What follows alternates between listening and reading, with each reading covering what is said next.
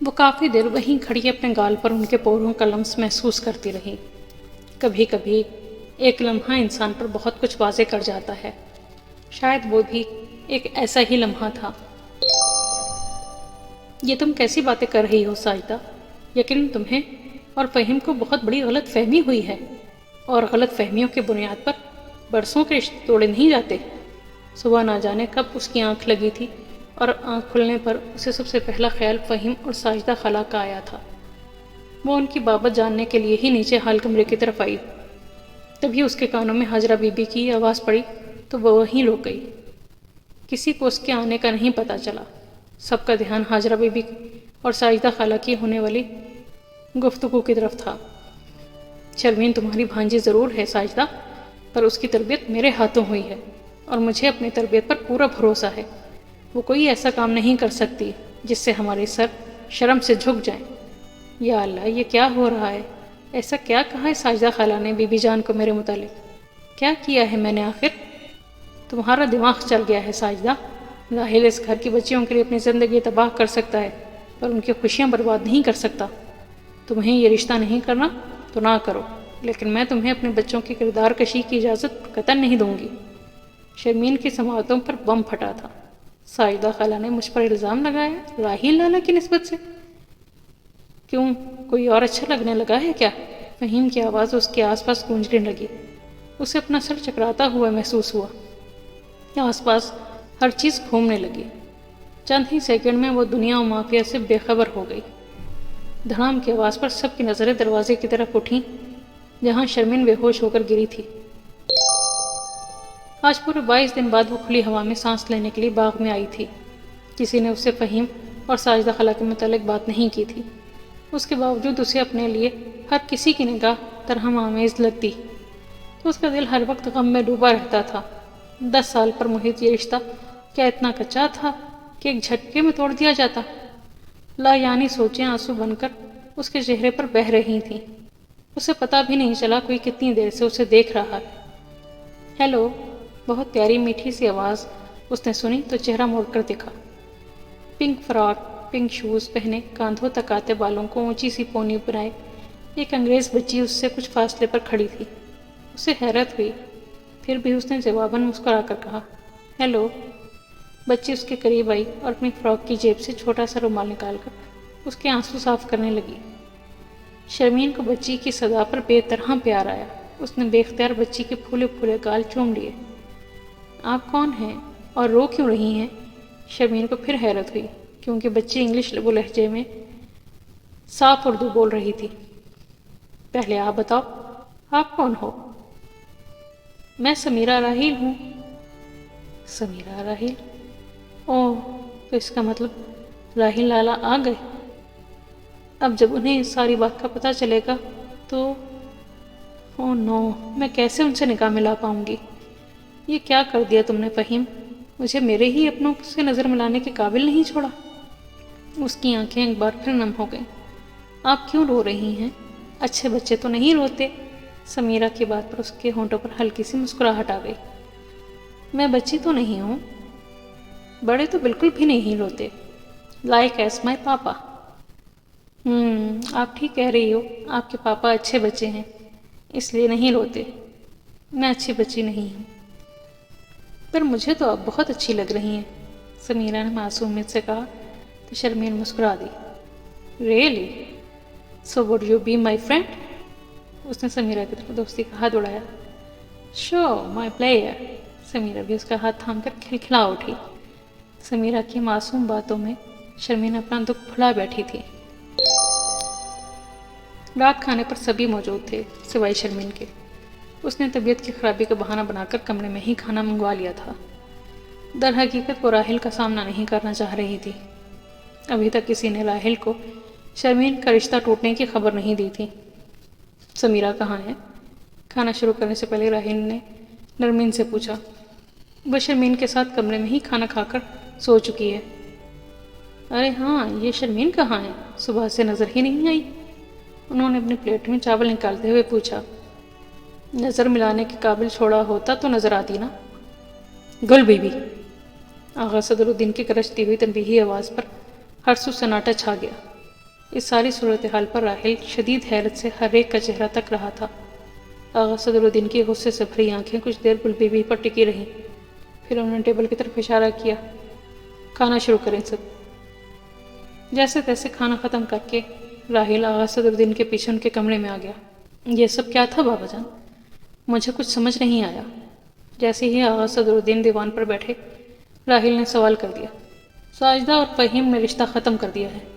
وہ سر پر ہاتھ پھیرتے ہوئے بولے، واٹ؟ مگر کیوں؟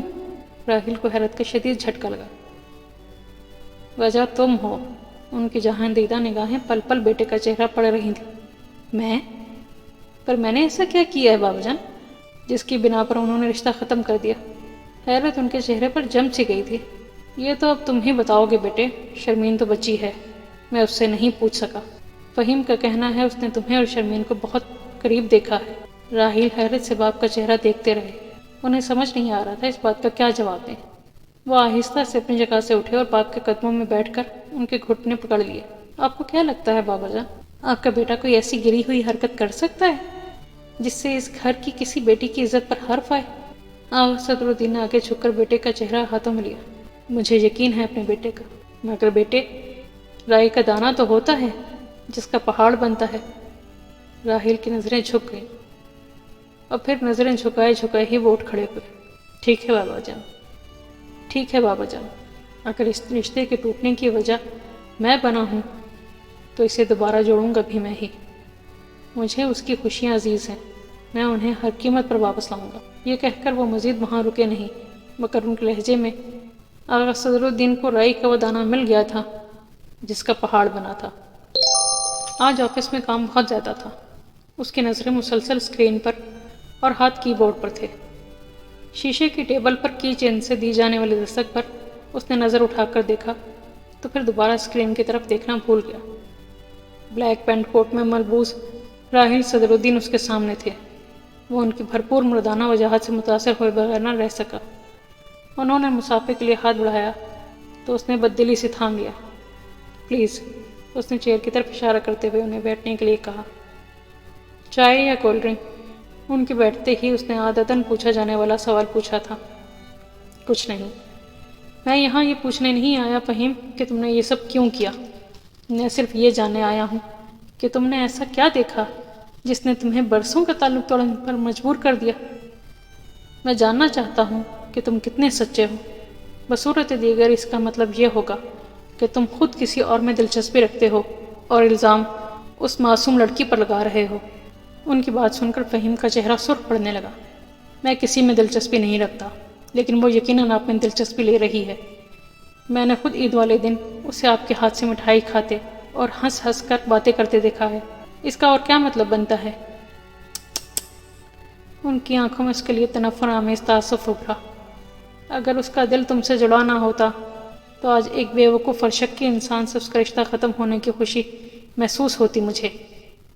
تمہیں کیا لگا فہیم کہ 10 سال حویلی سے دور رہ کر میں کوئی اجنبی ہو گیا ہوں؟ میرا اس سے کوئی رشتہ نہیں رہا۔ پاکستانی معاشرے میں زیادہ تر جوائنٹ فیملی سسٹم پر مان چڑھتا ہے۔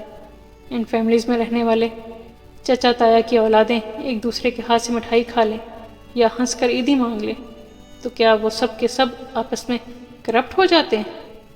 اگر ایسا سمجھتے ہو تو اب جہاں تم رشتہ کرو تو پہلے اچھی طرح چھان بین کر لینا، کیونکہ شاید ہی تمہیں اپنے معیار کے مطابق کوئی مل سکے۔ یہ کہتے وہ اٹھ کھڑے ہوئے۔ فہیم بھی ان کے ساتھ ہی اٹھا تھا۔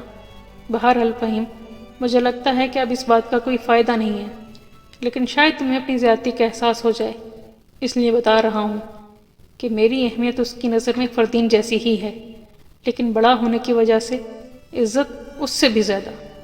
مجھے پاکستان آئے 2-2.5 ماہ ہوئے ہیں اور اس عرصے میں اچھی طرح جان گیا ہوں کہ وہ تمہارے ساتھ مخلص ہے، باوفا ہے، مگر حیرت ہے کہ 10 سالہ دلی تعلق میں تم یہ نہیں جان پائے کہ وہ تمہارے ساتھ بے وفائی نہیں کر سکتی۔ چند لمحوں کے شک نے تمہارے یقین کی دیوار کو پاش پاش کر دیا۔ ان کی اس بات پر فہیم کا سر کچھ شرمندگی سے جھک سا گیا۔ راحیل اس پر تعصب بھری نگاہ ڈالتے وہاں سے چلے گئے۔ پیچھے فہیم کو لگا اس کی کمزور ہستی لڑکھڑا گئی ہے۔ وہ وجود پر بھاری بوجھ لیے اپنے نشست پر ڈھہ گیا۔ راولپنڈی سے مانجھیا تک آتے رات 11 بج گئے۔ ٹی وی لاؤنج میں سمیرہ اور شرمین کارٹون کے ساتھ ساتھ پاپ کارن کا شغل بھی کر رہی تھیں۔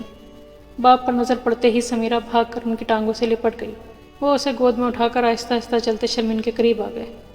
انہیں پاس آتا دیکھ کر شرمین کی نگاہیں جھک گئیں۔ کیسی ہو؟ ٹھیک ہوں، آپ ٹھیک ہیں؟ ٹھیک۔ پاپا، فرینڈ بہت مزے کا پاستا بناتی ہیں اور انہوں نے مجھے بہت مزے کی سٹوریز بھی سنائی ہیں۔ فرینڈ نے؟ جی، یہی تو ہے میری نیو فرینڈ۔